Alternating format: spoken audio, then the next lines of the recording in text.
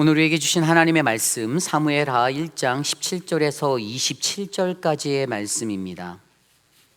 사무엘하 1장 17절에서 27절까지의 말씀, 구약성경 464페이지,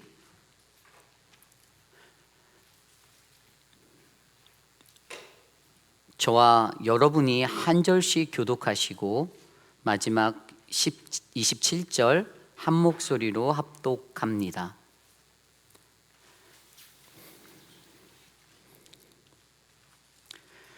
다윗이 이 슬픈 노래로 사울과 그의 아들 요나단을 조상하고 명령하여 그것을 유다 족속에게 가르치라 하였으니 곧 활 노래라. 야살의 책에 기록되었으되 이스라엘아, 내 영광이 산 위에서 죽임을 당하였도다.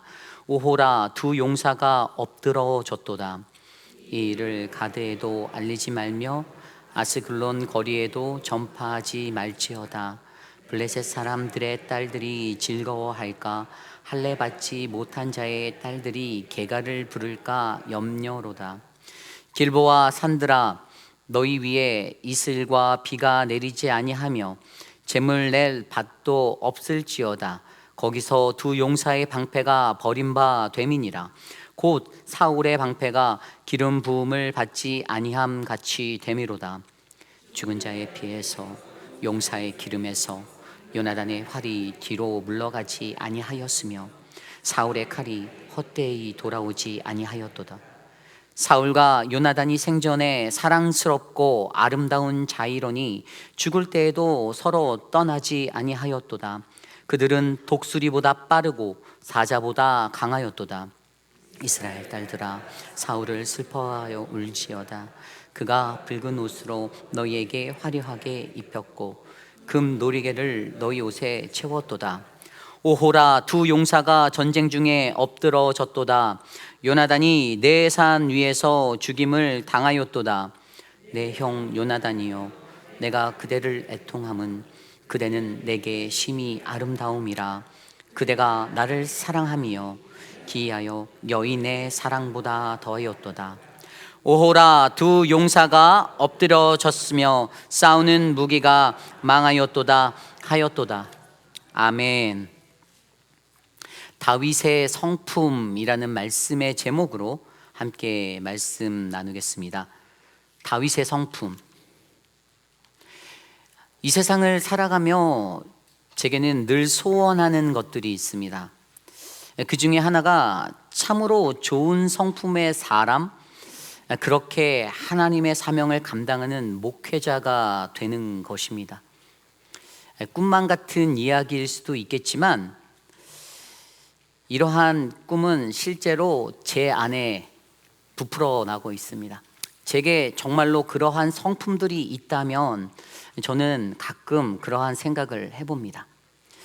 그런데 여전히 내 안의 문제는 제 안에서 깨어지지 못하는 나의 어긋난 모습들로 인하여 좌충우돌하고 나는 아직도 멀었구나라는 현실의 벽을 늘 직면하게 된다는 것입니다. 여러분, 성품이란 무엇입니까? 이 성품이라는 단어를 우리말 국어사전에서 찾아보면 사람의 성질이나 됨됨이, 우리는 인간으로서 기본적으로 됨됨이가 된 사람들을 성품이 좋은 사람이다라고 말하고, 반대로 그 기본적인 됨됨이를 갖추지 못한 자들에게는 나쁜 성품을 지닌 자라고 말합니다. 즉 다시 말하면 한 사람이 살아가며 드러내는 생각이나 또 감정 그리고 행동의 표현, 이 모든 모습들을 성품이라고 일컬을 수 있는데요, 물론 우리 각 사람에게 주어져 있는 그 성품이 너무나도 다양하게 나타날 수 있겠지만 그럼에도 불구하고 오늘 저와 여러분, 우리들은 어떠한 모습의 성품으로 살아가고 있는지 한 번쯤 생각해 보셨으면 좋겠습니다. 오늘 여러분은 어떠한 성품의 사람입니까? 좋은 성품 아니면 나쁜 성품? 저는 이곳에 계신 저와 여러분 우리 모두가 좋은 성품을 가지고 살아가시는 그러한 분들이 되시기를 간절히 소망합니다. 서울여자대학교 교수로 재직 중인 장경철 교수가 자기가 쓴 책 이름보다 오래 기억되는 성품이라는 책을 썼습니다. 이름보다 오래 기억되는 성품. 그의 책에 따르면 그는 성품이란 상처와 손실을 품는 가운데 관계를 이어가고 사업을 수행하는 능력이라고 말합니다. 어렵죠? 어렵게 말해놨어요. 좀 다시 풀어서 말하면 일시적으로 나에게 오는 손해와 상처를 내가 품고 관계 가운데 쌓이는 기쁨을 찾고 사업 가운데 쌓이는 이익을 수확하는 능력이 바로 이 성품이다라고 그는 말합니다. 결국 그 사람이 가진 성품은 자신이 나타내는 모습에 대한 평가로 수확되어지는 결과물이 될 것이고요. 그것은 반드시 자기 자신에게 되돌아온다라고 그는 말합니다. 그리고 그가 더 나은 성품을 가지기 위해 강조한 것이 인간이 세상에 살면서 자기 자신의 인간관계가 잘 이루어지지 못하는 것, 그것은 결국에 인간이 가지고 있는 성품에 문제가 있는데, 그러므로 거기에는 반드시 그 성품을 회복하기 위한 훈련이 필요함을 말하고 있습니다. 훈련. 그래서 그는 그의 책에서 이렇게 결론지어서 강조합니다. 성품은 인생 최고의 능력이다. 그러므로 성품에 대한 우리의 투자는 결코 헛되지 않는 투자가 된다. 왜냐하면 성품은 이름보다 더 오래 기억되기 때문이다. 그러므로 그리스도인들은 자신의 좋은 성품을 바르게 세우기 위하여 늘 노력해야만 한다. 성경이 말하는 사랑, 기쁨, 평강, 인내, 자비, 양선, 충성, 온유, 이 절제의 9가지의 성품이 우리의 인생에 절대적으로 필요하다. 그렇습니다. 이 세상을 살아가는 우리 그리스도인들도 이 땅을 살아갈 때 아름다운 성품을 드러내는 것이 매우 중요합니다. 우리는 이것을 너무나도 잘 알고 있습니다. 우리가 공동체에서 서로를 만나도 좋은 성품의 사람을 만나고 내가 좋은 성품의 사람이 되는 것이 얼마나 귀한 축복입니까? 저는 이곳에 모여 함께 예배하는 저와 여러분, 우리 모든 공동체가 서로가 가진 좋은 성품으로 서로가 서로를 배려하고 섬기는 모습의 아름다운 공동체, 하나님의 형상 될 줄 믿습니다. 오늘 우리가 묵상한 사무엘하 1장 17절에서 27절까지의 말씀은 사울 왕과 그의 아들들 요나단과 아비나답, 말기수아의 죽음 앞에서 슬픔을 마주한 다윗의 노래입니다. 이 슬픔의 노래를 우리는 애가라고 부르는데요, 이 노래를 신학적 용어로 활노래라고 부릅니다. 활노래. 오늘 말씀 18절에 이렇게 기록되어져 있습니다. 명령하여 그것을 유다 족속에게 가르치라 하였으니 곧 활노래라 야살의 책에 기록되었으되. 아멘. 여기서 이것은 활노래이며 야살의 책에 기록되어 있다라고 설명합니다. 즉 우리에게 정확히 알려지지 않은 사무엘서의 저자가 이 애가를 야살의 책의 기록으로부터 가져왔음을 알려주고 있습니다. 야살의 책은 성경에 총 2번 언급되어지고 있는데요, 처음은 여호수아 10장 13절 말씀에, 그 다음은 바로 오늘 말씀 사무엘하 1장 18절에 기록되어져 있습니다. 여호수아 10장 13절 말씀입니다. 태양이 머물고 달이 멈추기를 백성이 그 대적에게 원수를 갚기까지 하였느니라. 야살의 책에 태양이 중천에 머물러서 거의 종일토록 속히 내려가지 아니하였다고 기록되지 아니하였느냐. 아멘. 여호수아의 군대가 아모리 족속을 물리칠 때 하나님께서 태양을 중천에서 멈추게 하신 그 이야기가 바로 이 야살의 책에 기록되었던 것이라고 설명합니다. 그리고 오늘 본문에도 이 활노래도 바로 그 야살의 책에 기록되어 있습니다. 랍비들의 전승에 따르면 이 야살의 책은 기원 후 70년경 남유다의 그 예루살렘 성이 바벨론에 의해 함락되고 그때 티투스의 장교 시드루스에 의해서 예루살렘에서 스페인에 있는 세비야로 이 책이 옮겨지게 됩니다. 왜냐하면 그 시드루스는 하나님을 믿는 신자였는데요, 그는 이 야살의 책이라 불리는 이 문서가 잘 보관되기를 원했습니다. 여튼 그의 수고로 말미암아 그 야살의 책은 잘 보관되어 1613년에 이탈리아 베니스에서 처음으로 히브리어로 번역돼서 보급되었고요. 그리고 1840년에 와서는 영어로 번역되어 전해지게 되었습니다. 이러한 사문서들이 비록 성경의 정경이라는 호칭은 받지 못하여도 여전히 많은 신학자나 고고학자들에게는 하나님의 역사를 바라보는 매우 귀중한 자료로 사용되어지고 있습니다. 오늘 우리가 읽은 이 다윗의 애가 활노래가 바로 거기에서 온 것입니다.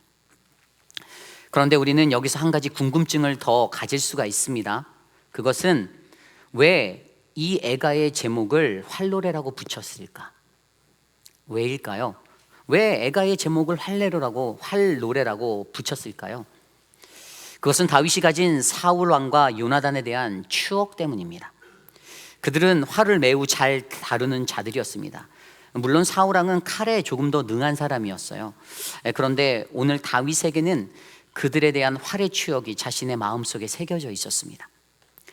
사무엘상 31장을 보면 사울은 블레셋과의 전투로 길보아 전투에서 적의 화살을 맞아 중상을 입게 되어 죽음에 이르게 됩니다. 그때 블레셋 병사가 쏜 화살이 있었습니다. 그리고 요나단은 이전에 사무엘상 20장에서 아버지의 분노로 말미암아 그 속에서 다윗을 죽이려는 아버지의 그 계획, 그것들을 파악하고 다윗을 구하기 위한 약속의 징표를 두었는데요, 그것이 바로 요나단의 화살. 만약 사울 왕이 다윗을 죽이려 한다면 화살을 바위에 쏘아 알려주는 그 표식으로 다윗의 생명을 건지게 된 기억이 그에게 있었습니다. 이에 두 사람의 죽음의 소식 앞에서 다윗은 자신이 그들을 기억하는 가장 큰 이미지가 바로 활이었습니다. 활. 물론 어떤 신학자들은 이스라엘의 12지파 중에서 사울 왕과 요나단이 활을 가장 잘 쏘는 베냐민 지파라는 의미도 담고 있다라고 언급하지만, 오늘 가장 중요한 것은 다윗에게는 사울과 요나단에게 관한 이 활에 대한 깊은 추억이 서려 있었던 것입니다. 그래서 오늘 다윗이 부르는 이 애가를 활노래라고 부릅니다. 그렇다면 다시 오늘의 본문 속 성품의 이야기로 돌아와서 오늘 본문의 다윗의 애가는 다윗 그가 가진 매우 좋은 성품의 4가지 모습을 설명합니다. 우리는 다윗이 가진 좋은 성품들을 말씀으로 바라보며 오늘 나의 삶은 우리의 공동체에서 어떤 삶의 성품으로 나타나는지, 또 어떠한 성품으로 내가 살아가야 하는지를 말씀으로 함께 묵상해 보는 귀한 시간 되시기를 간절히 축원합니다. 오늘 첫 번째로 다윗은 애통하는 슬픔의 성품을 가진 자입니다. 다윗은 애통하는 슬픔의 성품을 가진 자입니다. 오늘 말씀 17절 18절 말씀입니다. 다윗이 이 슬픈 노래로 사울과 그의 아들 요나단을 조상하고 명령하여 그것을 유다 족속에게 가르치라 하였으니 곧 활노래라 야살의 책에 기록되었으되. 아멘. 다윗은 아말렉 청년으로부터 전해 들은 사울 왕과 요나단의 죽음의 소식에 매우 아파하였습니다. 그리고 그것은 그가 얼마나 슬퍼하였는지를 잘 보여주고 있습니다. 17절 말씀에 나온 대로 조상하고라는 이 단어, 조가를 지어 부르다, 죽은 이를 슬퍼하다라는 그 의미인데, 그래서 그들을 생각하고 기리며 그는 애가를 지어 부르고 그것을 유다 족속에게 명령하여 가르치라라고 말하였습니다. 명령하였죠. 이처럼 다윗은 다른 이의 아픔을 보고 슬퍼하는, 애통하는 그 성품을 가진 사람이었습니다. 저와 여러분, 우리도 인생을 살며 다른 이의 아픔을 보고 애통함으로 슬퍼해야 할 때가 있지 않습니까?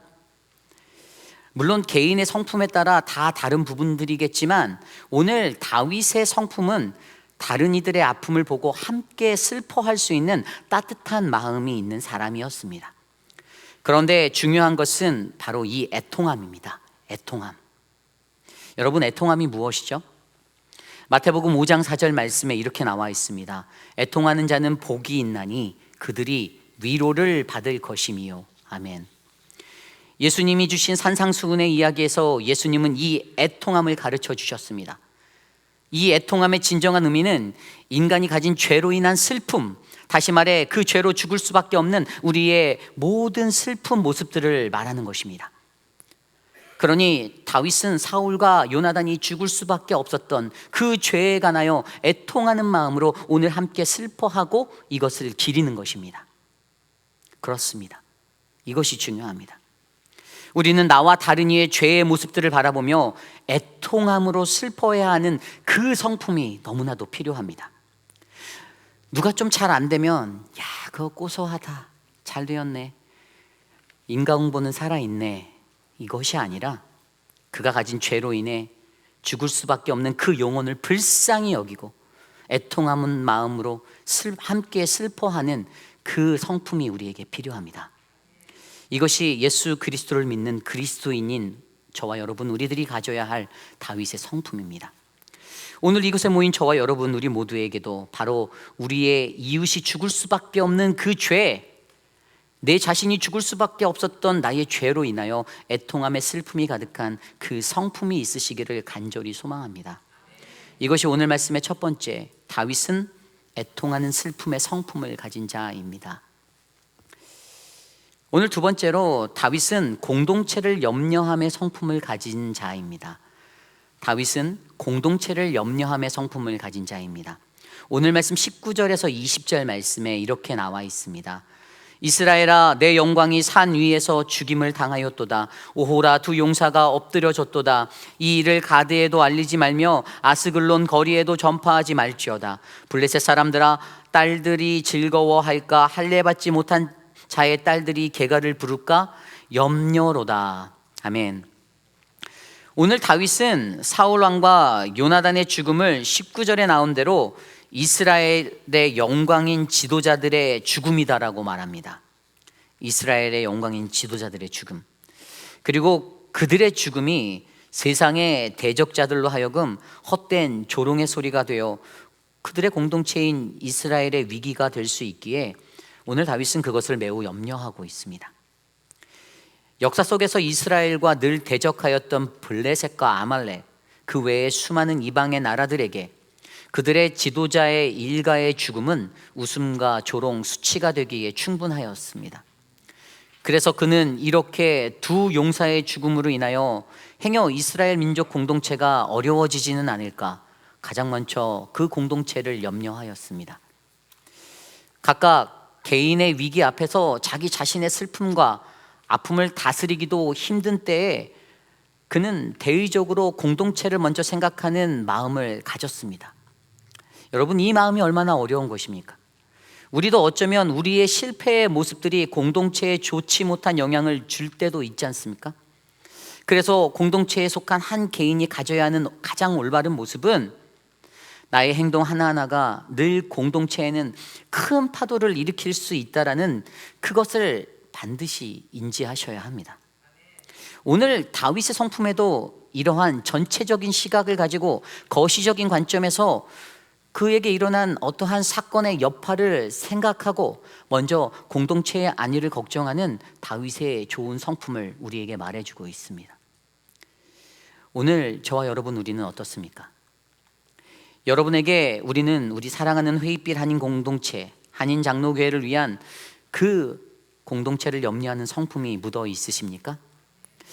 저는 오늘 이곳에 모인 저와 여러분, 우리 모두가 그러한 다윗의 성품을 배우는 아름다운 신앙의 공동체 되시기를 간절히 축복합니다. 이것이 오늘 말씀의 두 번째, 다윗은 공동체를 염려함의 성품을 가진 자입니다. 오늘 세 번째로, 다윗은 용서의 성품을 가진 자입니다. 용서의 성품을 가진 자. 오늘 말씀 22절에서 24절 말씀입니다. 죽은 자의 피에서 용사의 기름에서 요나단의 활이 뒤로 물러가지 아니하였으며 사울의 칼이 헛되이 돌아오지 아니하였도다. 사울과 요나단이 생전에 사랑스럽고 아름다운 자이러니 죽을 때에도 서로 떠나지 아니하였도다. 그들은 독수리보다 빠르고 사자보다 강하였도다. 이스라엘 딸들아, 사울을 슬퍼하여 울지어다. 그가 붉은 옷으로 너희에게 화려하게 입혔고 금 놀이개를 너희 옷에 채웠도다. 아멘. 오늘 말씀 22절 말씀에 들여다보면 다윗은 사울과 요나단의 용맹함, 그들이 용맹하게 활과 칼로 싸웠던 모습을 설명하고 있습니다.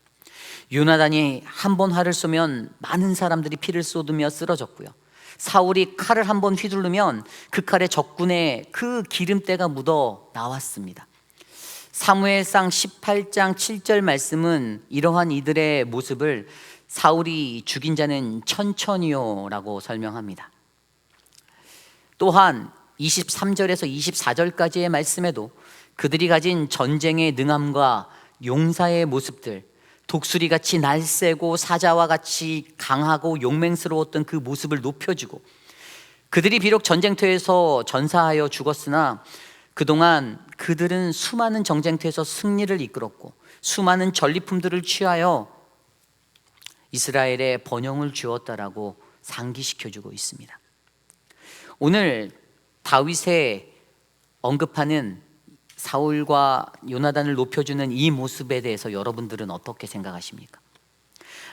만약 다윗이 사울에 대한 용서가 없이 그에게 한을 품고 있었다라면 그가 그를 이렇게 높이는 것이 절대로 불가능하지 않았겠습니까? 다윗이 자신을 그렇게도 괴롭게 하던 사울을 미워하면서 고소하다, 잘됐다 그렇게 말할 수 있지 않았을까요? 그럼에도 불구하고 다윗의 성품은 자신의 마음에 있던 사적인 원한을 절대로 드러내지 아니하고 용서함으로 함께 아파함으로 대적되었던 사울왕의 허물이나 단점을 가리워주고 오히려 장점만을 부각시켜 높여줌으로써 그가 가지고 있는 매우 훌륭한 인품을 우리에게 보여주고 있습니다. 그것이 바로 그가 자신에게 해를 끼치는 자를 용서할 수 있는 아름다운 성품을 가졌기 때문입니다. 저는 오늘 우리의 삶에도 이러한 성품이 깃들어 있기를 소망합니다. 어떠한 것보다 더욱더 나를 해하는 자를 그 자의 단점을 말하여 깎아내리지 마십시오. 다른 이의 허물을 덮어주어 그 아름다운 성품이 진정한 그리스도인의 모습으로 거듭나기를 간절히 소망합니다. 잠언 17장 9절 말씀에 이렇게 나와 있습니다. 허물을 덮어주는 자는 사랑을 구하는 자요 그것을 거듭 말하는 자는 친한 벗을 이간하는 자니라. 아멘. 다윗이 가진 바로 이러한 성품을 그의 아들 솔로몬이 보고 잠언 말씀으로 가르치게 되었습니다. 그렇습니다. 오늘 우리에게도 필요한 성품의 모습은 바로 이러한 용서의 성품이 필요합니다. 이것이 오늘 말씀의 세 번째, 다윗은 용서의 성품을 가진 자입니다. 아멘. 오늘 마지막으로 다윗은 사랑을 기억함의 성품을 가진 자입니다. 다윗은 사랑을 기억함의 성품을 가진 자입니다. 오늘 말씀 26절입니다. 내 형 요나단이여 내가 그대를 애통함은 그대는 내게 심히 아름다움이라 그대가 나를 사랑함이 기이하여 여인의 사랑보다 더하였도다. 아멘. 오늘 다윗은 요나단을 내 형, 나의 형이라고 부릅니다. 여기에서 쓰인 히브리어 아흐라는 단어 형, 단순히 이 단어는 연령적 차이의 손 윗사람만을 가리켜 이야기하는 단어가 아닙니다. 이 히브리어 아흐라는 단어는 매우 친근한 관계에 있는 자를 가리킬 때 사용되어지는 단어였습니다. 그러므로 오늘 다윗이 부르는 형, 바로 그 요나단은 비록 피 한 방울 섞이지 않은 관계임에도 불구하고 다윗 자신의 인생에 있어서 매우 귀하고도 소중한 관계의 사람임을 우리에게 보여주고 있습니다. 그런데 여기서 중요한 것은 우리는 다윗이 그러한 마음을 느끼는 이유를 바로 알아야 합니다. 왜 다윗이 그에게 그러한 마음을 느꼈을까요? 그리고 우리는 그 이유를 너무나도 잘 알고 있죠. 다윗에게 요나단은 너무나도 좋은 친구였습니다. 그가 기억하는 자신의 기억 속에 그의 아버지 사울에게 쫓길 때에도 죽음의 위협을 받을 때에도 변치 않고 늘 그의 곁에서 다윗을 지키려 헌신한 친구가 바로 요나단이었습니다. 자신의 목숨보다 더욱 많이 사랑하여 그들은 함께 언약을 세워 사랑했었던 자들입니다. 사무엘상 18장 3절 4절 말씀에 이렇게 기록되어져 있습니다.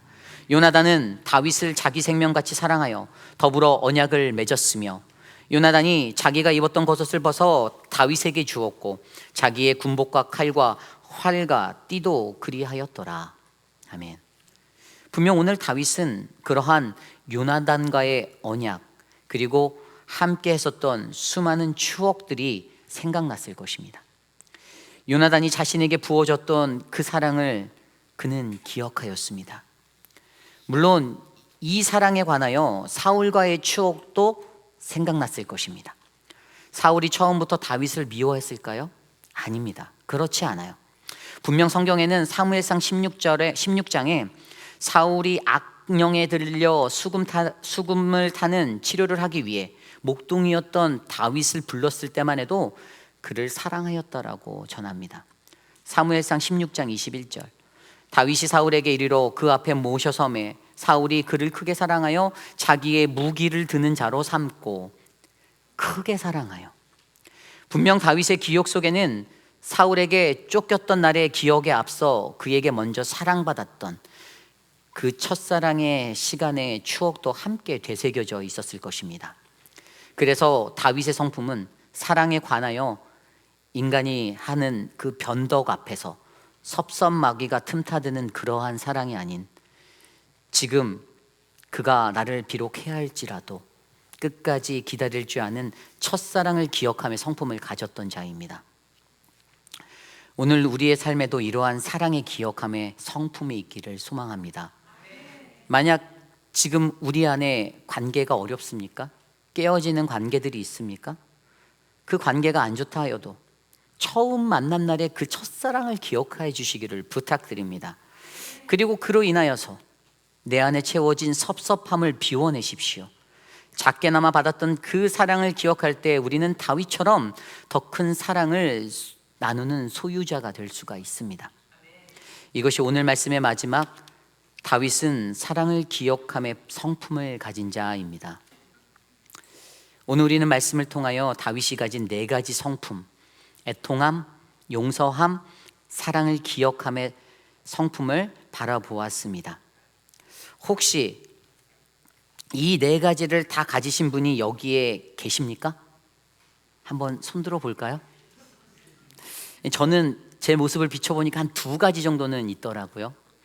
만약에 저보다 많으신 분들이 있다면 그분은 강단에 나와서 목회를 하셔야 합니다.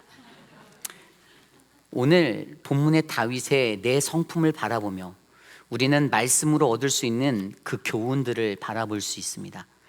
첫 번째 교훈은 그리스도인은 기름 부음 받지 아니한 방패가 되지 말아야 한다라는 것입니다. 그리스도인은 기름 부음 받지 아니한 방패가 되지 말아야 한다. 21절 말씀에 2 용사의 방패가 버림받음이라 곧 사울의 방패가 기름 부음을 받지 아니함 같이 됨이로다. 아멘. 우리의 사용됨은 누구의 손에 달려 있죠? 나의 노력, 나의 실력, 거기에 달려 있습니까? 아닙니다. 오직 하나님의 손에 달려 있습니다. 우리가 이미 너무나도 잘 알듯이 사울왕과 다윗왕은 그들의 인생은 이미 하나님의 손에서 결정나 있었던 인생이었습니다. 사울이 기름 부음을 받았어도 하나님의 영이 그를 떠났을 때 그는 죽을 수밖에 없는 그러한 인생이 되었습니다. 반면에 다윗의 인생에도 하나님의 부르심을 받았을 때 그에게 그 어떠한 고난과 역경이 찾아온다 하여도 그는 끝까지 굳세게 일어날 수 있는 쓰임받는 주의 사람이 되었습니다. 그러기에 우리는 하나님으로부터 버림받은, 즉 하나님이 우리를 떠나는 것, 우리는 기름 부음 받지 아니한 방패가 되지 말아야 합니다. 그 당시 전투를 할 때 전투하는 고대 사람들에게 방패에 기름을 발라 적의 칼날이 미끄러지게 하는 방법을 그들은 사용하였습니다. 기름 부음을 받지 아니한 방패가 되는 것은, 이것은 기름 부음 받은 이가 하나님의 영광을 상실하여 그 기름 부음의 역할을 제대로 하지 못하는 하나님이 떠난 상태를 말하는 것입니다.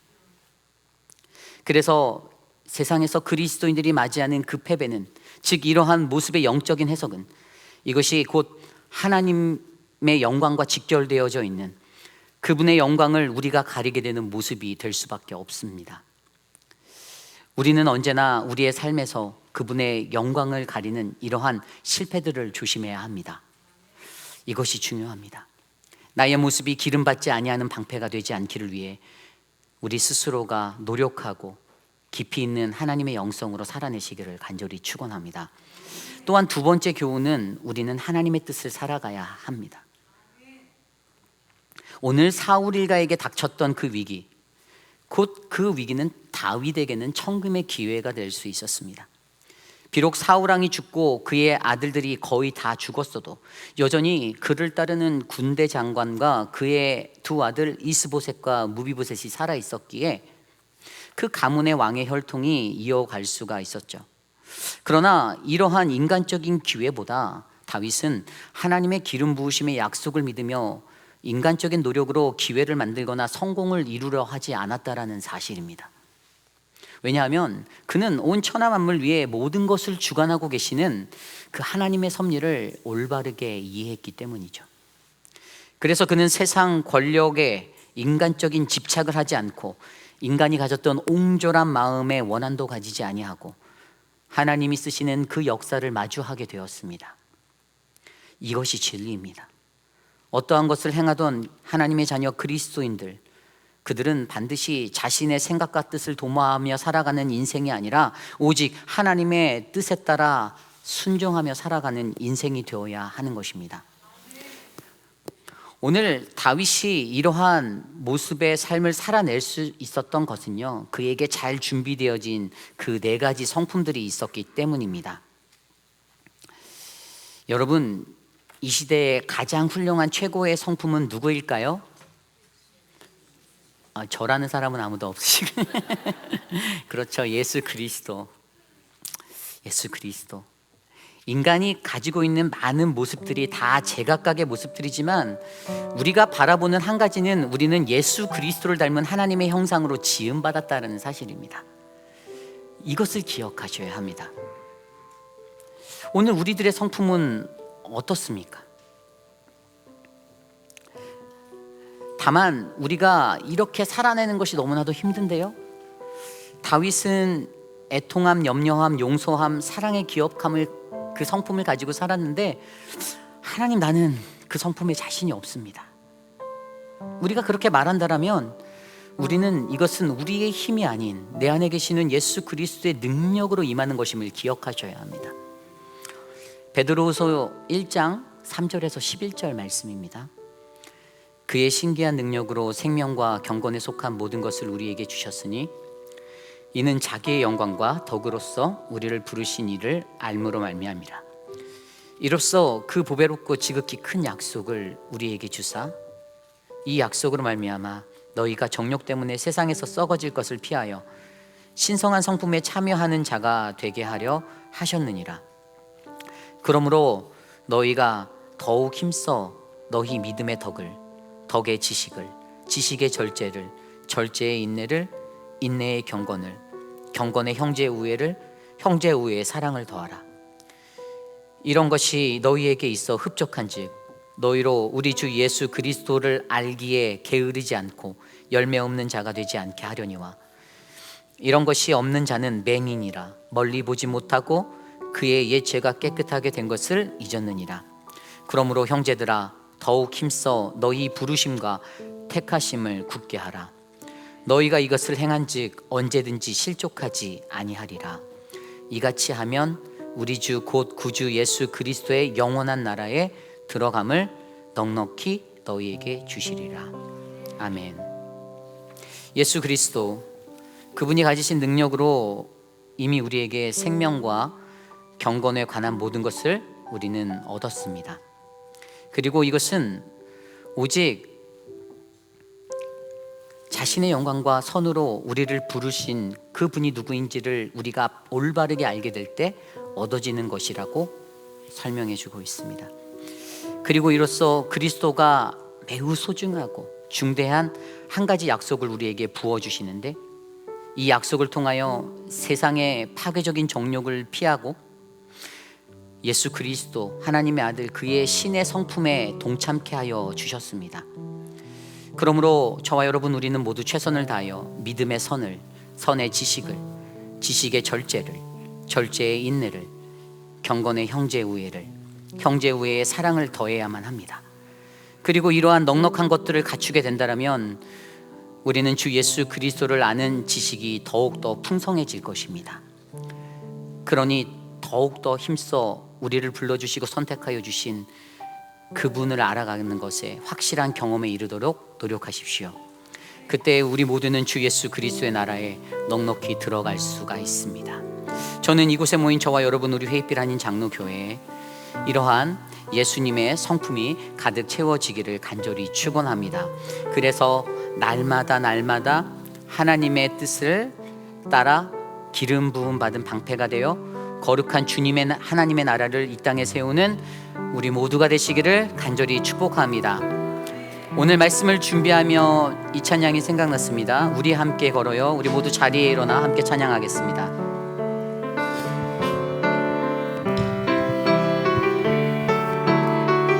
우리 함께 걸어요.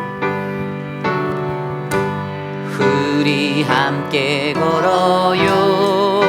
주의 인도하심 따라, 주의 인도하심 따라 손을 잡고 하나가 되어요. 손을 잡고 하나가 되어요. 주의 사랑 우리 안에 있네. 우리 서로 섬기며, 우리 서로 섬기며 주의 사랑 나눌 때 모든 사람 다 알게 되리라. 모든 사람 다 알게 되리라. 우리 주의 가족임에. 우린 주 안에 한 가족, 우린 주 안에 한 가족. 주를 하나 되겠네. 주의 사랑 나누며, 주의 사랑 나누며 서로 섬길 때 주의 나라 이루어지리. 우리 함께 걸어요. 우리 함께 걸어요. 주의 인도 하심 따라. 손에 손을 잡고 함께 찬양할까요? 손을 잡고 하나가 되어요. 주의 사랑 우리 안에, 주의 사랑 우리 안에. 우리 서로 섬기며 주의 사랑 나눌 때 모든 사람 다 알게 될 것입니다. 모든 사람 다 알게 되리라. 우린 주의 가족임에. 우린 주 안에 한 가족, 우린 주 안에 한 가족. 우리 두 손 높이 들고 찬양합시다. 주를 하나 되겠네. 주의 사랑 나누며 서로 섬길 때 주의 나라 이루어. 우린 주 안에 한 가족, 우린 주 안에 한 가족, 한 가족. 주를 하나 되겠네. 주의 사랑 나누며 서로 섬길 때 주의 나라 이루어지리. 주의 나라 이루어지리. 주의 나라 이루어지리. 우리 시간에 함께 기도할 때, 하나님, 우린 주 안에 한 가족입니다. 사랑하는 우리 회의빛 아닌 장로교회를 하나님이 한 가족의 공동체로 묶어주셨습니다. 다양한 모습의 성품으로 살아가는 우리들에게 하나님이 주시는, 다윗을 통해 보여주신 그 애통함과 염려함, 용서함, 사랑의 기억함의 성품이 흘러내리길 소망합니다. 예수 그리스도 하나님의 형상대로 하나님 나의 성품을 만져주시고 우리 공동체를 지켜주시옵소서. 이 시간 함께 합심하여 기도합니다. 하나님 감사합니다. 하나님, 우리 안에 하나님의 은혜가, 주의 성품이, 주의 그리스도의 성품이 이뤄내기를 간절히 소망합니다.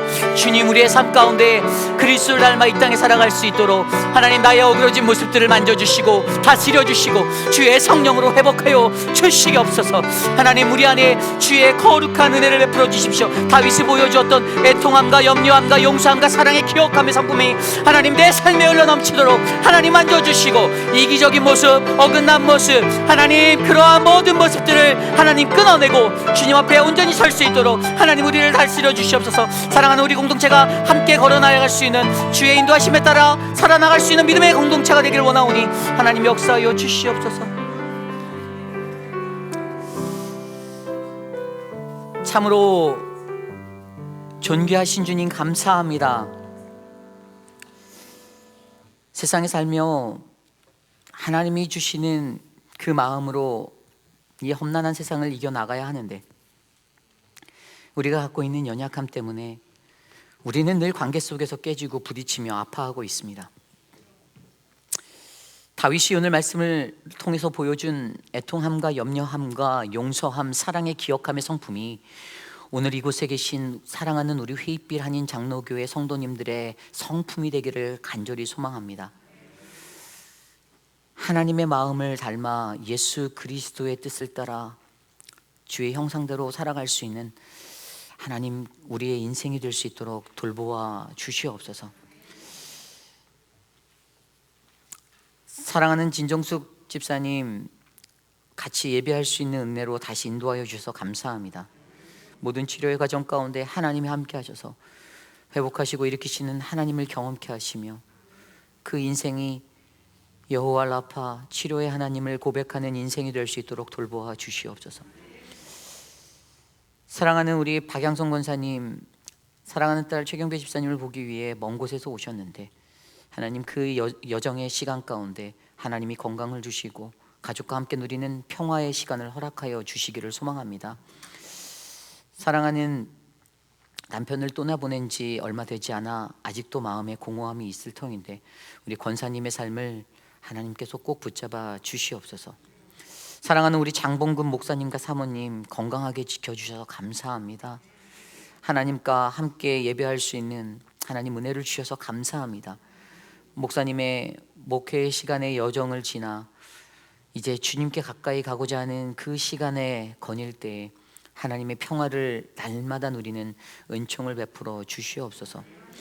사랑하는 우리 임종숙 집사님, 한국으로 한 달의 시간 동안 출타할 터인데 우리 최영진 집사님과 이 가정을 기억하셔서 하나님의 은혜가 늘 넘치는 믿음의 가정으로 견고히 붙잡아 주시고 다치지 않고 안전하게 다녀올 수 있도록 복을 내려 주시옵소서. 사랑하는 강영기 선교사님, 선교라는 그 귀한 사명을 감당할 때 지치지 않게 하시고 주님이 주신 능력으로 맡겨진 사명 잘 감당할 수 있도록 역사하여 주옵소서. 지금은 우리 구주 예수 그리스도의 무한하신 은혜와 그 크신 하나님의 사랑하심과 성령 하나님의 감화 감동 교통하심의 역사가 오늘 다윗을 통하여 베풀어 준 그 성품들, 애통함과 염려함과 사랑을 기억함의 성품들, 하나님 그 마음들을 잊지 않고 내가 살겠습니다. 나도 예수님처럼 그 하나님의 형상을 닮아 살겠습니다라고 다짐하는 사랑하는 우리 회입길 한인 장로교회 성도님들, 거룩한 주의 존전에 나와 주께 예배드린 믿음의 권석들 머리 위에 지금으로부터 영원토록 함께 하시기를 간절히 축원하옵나이다. 아멘.